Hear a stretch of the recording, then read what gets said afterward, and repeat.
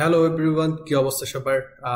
দেশের বর্তমান পরিস্থিতিতে আমাদের এইচএসসি স্টুডেন্টরা একদম সামনে থেকে এগিয়ে আসছে, যেটা একজন শিক্ষক হিসেবে আমি একই সাথে গর্ববোধ করি আমার স্টুডেন্টদের নিয়ে, যে তারা এইভাবে দেশ উন্নয়নের কাজে অংশ নিচ্ছে। তোমরা সবাই সাবধানে থাকবা, সেফে থাকবা।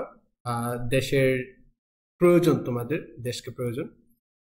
এইচএসসি 24 ব্যাচের স্টুডেন্টরা যখন দেশের কাজে সামনে এগিয়ে আসছে, তখন আমাদের একটা এক্সাম চলছে, চলমান এক্সাম। সো 1 তারিখে আমরা দেখতে পাচ্ছি, 1 তারিখে একটা নোটিশ দেওয়া হয়েছে বোর্ড থেকে। 1 তারিখের নোটিশে বলা হয়েছে যে আগামী 4 থেকে 11 তারিখ পর্যন্ত, ঠিক আছে, আগামী 4 তারিখ থেকে সকল বোর্ড পরীক্ষা তোমার স্থগিত করা হয়েছে। 11 তারিখ থেকে নতুন রুটিন পাবলিশ করেছে, ঠিক আছে।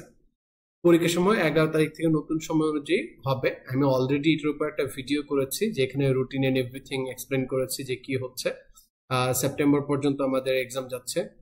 আর বাংলাদেশের ইতিহাসে এইটাই বোধ হয় একমাত্র পাবলিক এক্সাম, এইচএসসি এক্সাম, যে এক্সামটা শুরু হয়েছে জুলাইয়ে, অগাস্ট যাচ্ছে, শেষ হবে সেপ্টেম্বরে। সো প্রায় 2.5 মাস 3 মাস যাবত এই এক্সামটা চলবে। তাছাড়া আমার শিক্ষার্থী যারা আছে তাদের মানসিক অবস্থাও এই এক্সামের সাথে কতটুকু aligned I am not sure.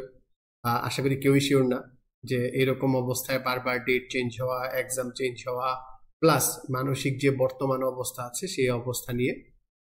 তারপরেও যেহেতু বোর্ডের ইনস্ট্রাকশনটা এসেছে, যারা দেখোনি তাদের জন্য আমি ভিডিওটা বানাচ্ছি, একটু সবার সাথে শেয়ার করে দেবো ভিডিওটা, যে আমাদের 4 তারিখ থেকে 10 তারিখ পর্যন্ত যে এক্সামগুলো আছে এই এক্সামগুলো স্থগিত। 11 তারিখ থেকে নতুন রুটিন পাবলিশ করেছে, এবং সেই রিলেটেড ভিডিও আমি অলরেডি বানিয়ে রেখেছি, একটু দেখে নিও।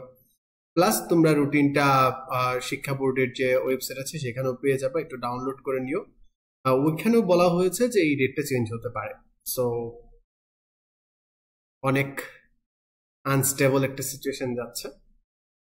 এটা অনেক মানসিক চাপের একটা বিষয়, যে এক্সাম কিভাবে হবে, কি হবে না হবে, কারণ এটার উপর তোমাদের সামনের কেরিয়ার নির্ভর করতেছে। তোমাদের কেরিয়ার প্রোগ্রেশন কিন্তু এই এক্সামটার উপর হাইলি ডিপেন্ডেন্ট, যে আমরা কে কোন দিকে পার্সিউ করতে যাচ্ছি।